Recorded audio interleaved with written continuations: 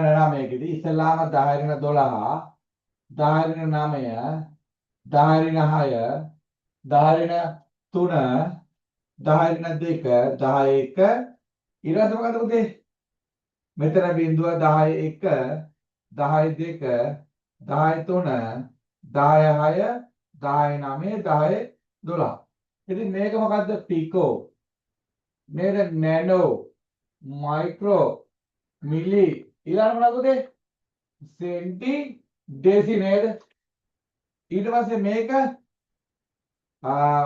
අපි කතා කරා හෙක්ටා ඩෙකා නේද හෙක්ටා ඩෙකා ඊළඟට මෙයා කිලෝ මෙගා ගිගා ටෙරා නේද අපි දන්නවා මෙතනින් උඩ ටික ඔක්කොම සිම්පල් අකුරු ටික නේද ඒතර ටික පළයට පළවෙනි එකට අහනවා පුතේ නැනෝ ඉතින් උත්තරේ කීයද 10 9 උත්තරේ 3 ඊළඟ දෙවෙනි එකේ අපි ගන්න ප්‍රධාන එක 7යි දෙන මොනවද එකක් තමයි පළවෙනිට පටන් ගන්නවා කාලය තප්පර හැබැයි මේක මතක තියාගන්න සිම්පල් ලෙස් ඊළඟට කාල් දුර මීටර් කැපිටල් K කෙල්වින් තාපගතික උෂ්ණත්වය ඇම්පියර් ධාරාව කැන්ඩෙලා ඊළඟට ද්‍රව්‍ය ප්‍රමාණය මවුල තව එකක් අඩුයි මොකද්ද පුතේ අඩු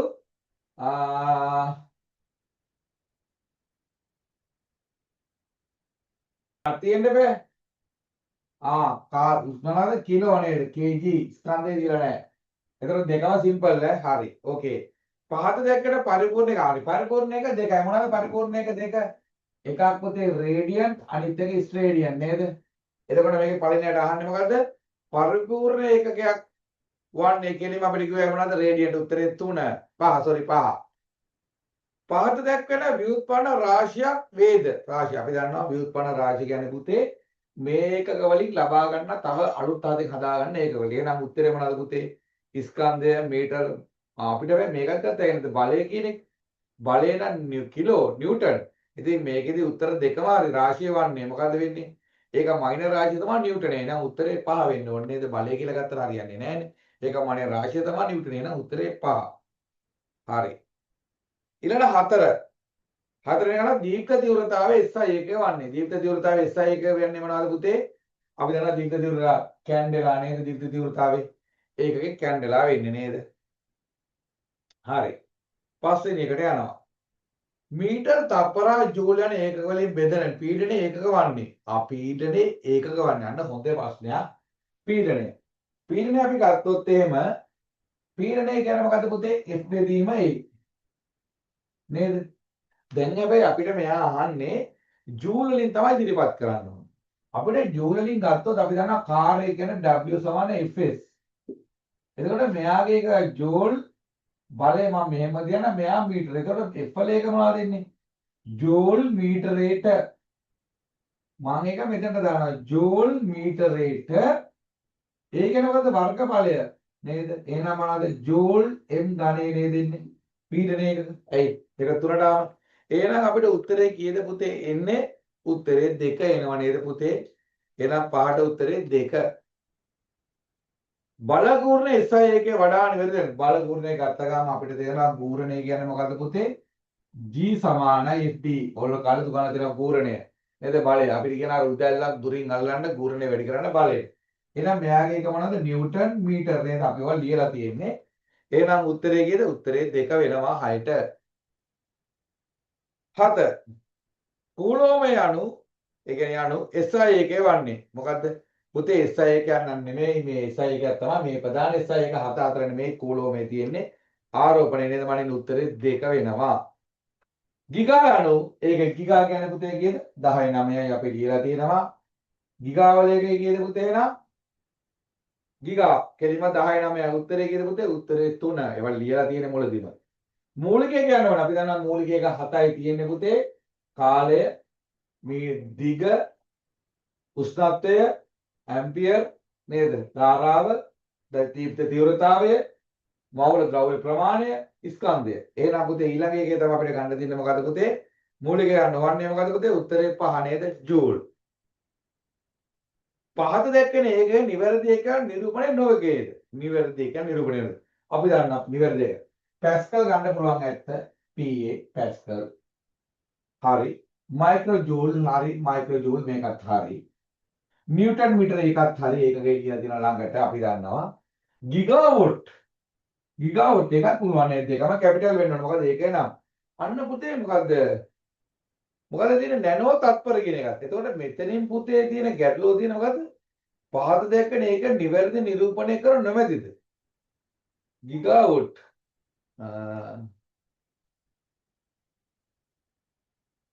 හැබැයි පුතේ මෙතන ඒක ගත්තොත් එහෙමනම් පුතේ ඒකක 10 මේ උත්තරේ 6 මේ 10ට උත්තරේ ඕල් එකක් එන්නේ ඔක්කොම ටික නිවැරදිව නිරූපණය කරලා දිනවා ඇත්තම ගැටලුවක් නැහැ උත්තර ඔක්කොම ටික හරියි හරිද ඒකේ කිසිම ගැටලුවක් නැහැ හරියටම හරි ඒකේ නිර්මාණය කරලා තියෙන විදිහට ඒකේ ඉතින් ඕල් එකක් තමයි දාන්නේ මොකක් හරි එකක් අඩුවක් තියෙනවා එතන නිරූපණය කරලා තියෙන එකේ හරියටම හරි උත්තරේ 10ට කිසිම අවුලක් නැහැ ඔක්කොම හරි 11 පහත දැක්වෙන එකේ ක්ෂමතාව ඒකක වන්න වෝට් වලට සමානද වෝට් අපි අතර ක්ෂමතාවය අපි බලමු ඇසරේ අපි මේක මකමු මෙතන මකලා අපි ක්ෂමතාවය කතා කරන්න ගමු හරි මෙන්න මේක නම් ඕනේ පුතේ මොකද්ද ක්ෂමතාවය කියන්නේ පුතේ ක්ෂමතාවය කියන්නේ කාර්ය කිරීමේ ශීඝ්‍රතාවය ඒ කියන්නේ පුතේ ශක්තිය බෙදන්න ඕනේ T වලින් කාර්යය එතකොට තමයි මෙයාගේ එක වෝට් වෙන්නේ හරිද එතකොට මෙයාගේ ඒක අහනවා නිව්ටන් මීටර ඉතින් අපි දන්නවා මෙතනම දැක්කයි ජූල් කියන එක. ඉතින් අපිට දැන් මේකම ජූල් කියන එක නිව්ටන් මීටර කියන එක. ඉතින් මෙයාට දැන් මේක නිව්ටන් මීටර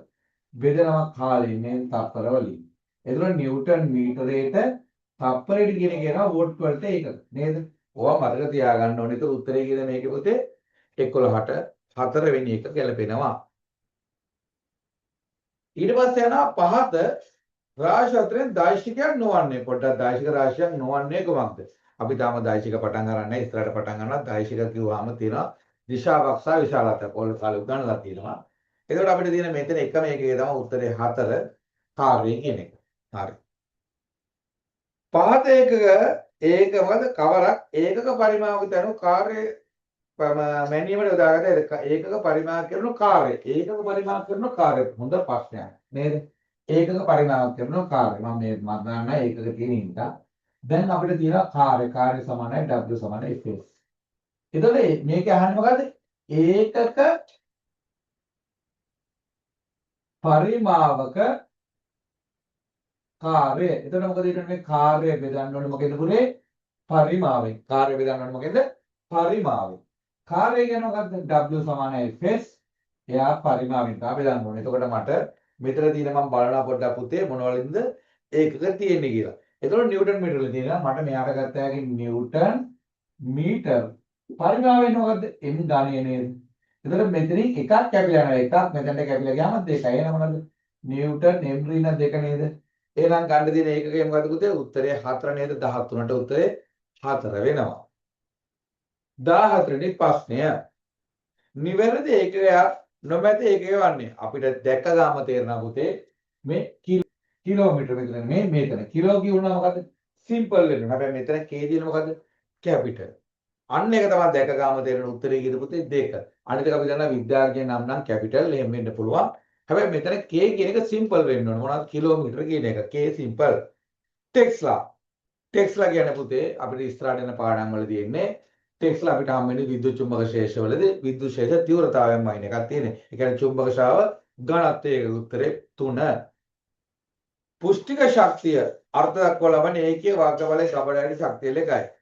මොකද ඒකීය ශේෂ එක ගබඩාවේදී ශක්තිය ලෙසය නේද? පුෂ්ටික ආතතිය ඒකක වනුවේ. පුෂ්ටික ආතතිය ඒකක වනුවේ කොහොමද ගන්න එතකොට? ඒකක වනුවේ. පුෂ්ටික ආතතිය මම මෙතනම ගන්නවා. එතකොට පුතේ ශක්තිය මෙතන තියෙනවා නේද? මේකම තියෙන්නේ මෙතන මකලා ගන්නවා. මේ ශක්තිය කියන එක ගත්තාම නේද?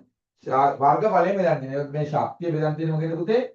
ඒ කියන්නේ ජූල් මෙතන එන ජූල් කියන එක බෙදන්න තියෙන අපිට නේද? ගබඩාවේ ශක්තිය වර්ගඵලය. ඒ කියන්නේ ජූල් බෙදන්න හැබැයි නිව්ටන් මීටර වලින් තමයි තියෙන්නේ. ඒනොට ජූල් බෙදන්න තියෙන මොනවද පුතේ? වර්ගඵලය. එතකොට ජූල් වර්ග මීටර නේද එන්නේ? එතකොට ජූල් m ඍණ 2 තියෙන්නේ. ජූල් m ඍණ 2ක් කොහෙවත් නැහැ. එහෙනම් මට මේක තියෙන්නේ නිව්ටන් මීටර වලින්. අපි නිව්ටන් මීටර වලට ගියමු. මේ ජූල් එක ලියා ගන්න පුළුවන් මොනවද පුතේ? නිව්ටන් මීටර. යට මොනවද තියෙන්නේ? m වර්ග නේද? මේක මේ ආකාරයට ලියා ගන්න පුළුවන් නේද? ඇයි ඒ බලයට නිව්ටන් දැම්මෑකි දුරට මීටර කියලා දැම්මා හැකි. මේ වර්ගඵලය එනකොට ඒ වර්ග කියලා දැම්මා හැකි නේද? එතකොට මේකෙන් එකක් මේකට කැපිලා ගියාම මොනවද? නිව්ටන් මීටරයට කියලා එනවා නේද? එහෙනම් උත්තරයක් තියෙනවා නිව්ටන් මීටර උත්තරේ 5 නේද? 16ට 5. හරි.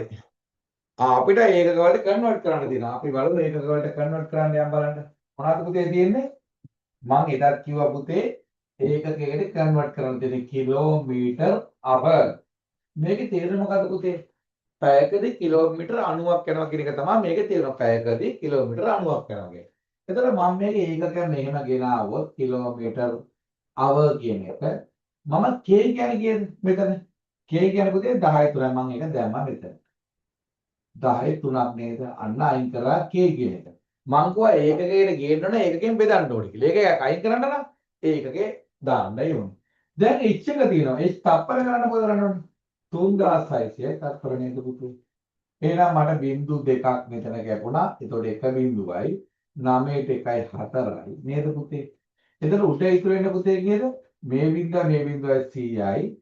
100 බෙදීම 4යි මීටර් තප්පරයට. ඒ කියන්නේ කීයද? 25යි ms දින එක නේද පුතේ?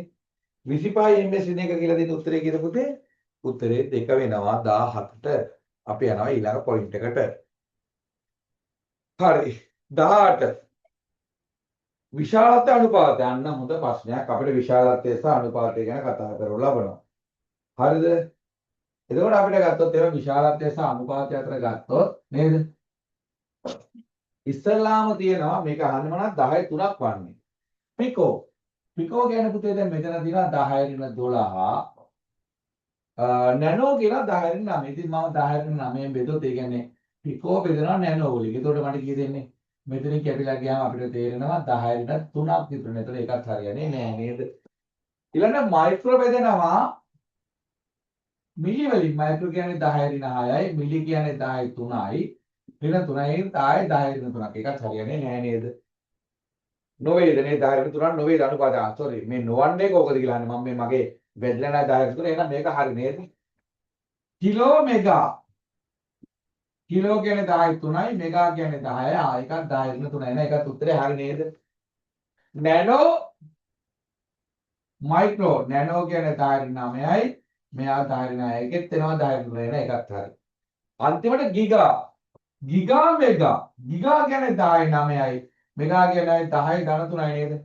එහෙනම් උත්තරේ 5 නේද? අපිට 18ට උත්තරේ 5 එනවා. ආලෝක වර්ෂය මඩල. ආලෝක වර්ෂයක් කියන්නේ පුතේ දැන් අපිට ආලෝකයේ වේගය ගන්න කොහොමද පුතේ?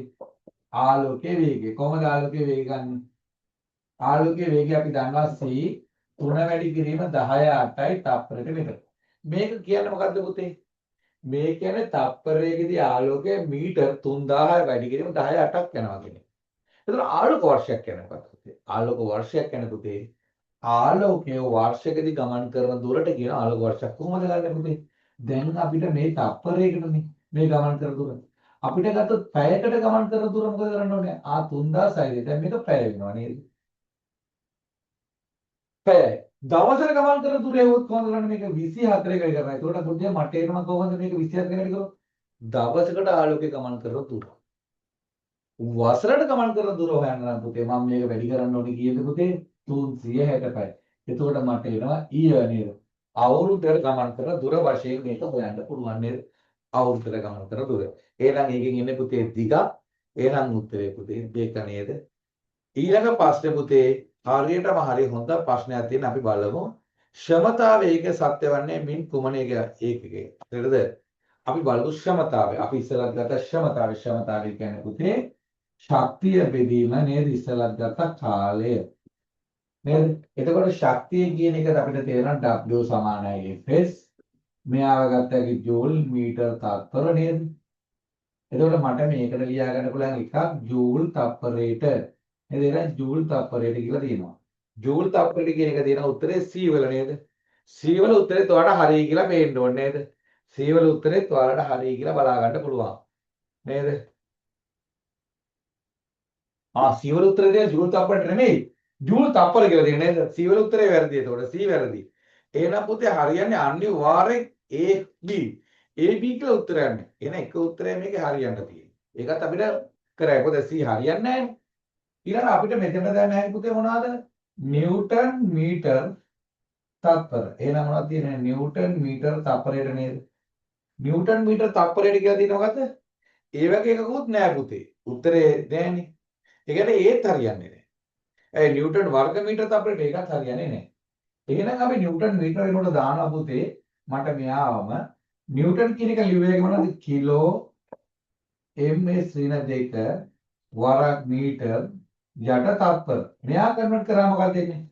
කිලෝ m වර්ග තප්පර ඍණ 3 වෙනවද? මෙයා උඩට ගියා. මෙයා මීටර වර්ග මෙතන එනවා. s එකට ගාම ඍණ 1යි s ඍණ 3යි නේද? ඒ වගේ එකක් තියෙනවා. ආ තියෙනවා. උත්තරේ කිව්ද B. එහෙනම් උත්තරේ 2. ඔන්න 20ට 2. ඔන්න අපි ගෙදර හෝම්වර්ක් ඇසස්මන්ට් වැඩි වෙලාවක් කියන විනාඩි 10ක් 15ක් විතර වැඩි කාලෙකදී පළවෙනි ඇසස්මන්ට් එක කතා කරා. කරුණා කරලා ගෙදරදී ওই ටික හදන්න.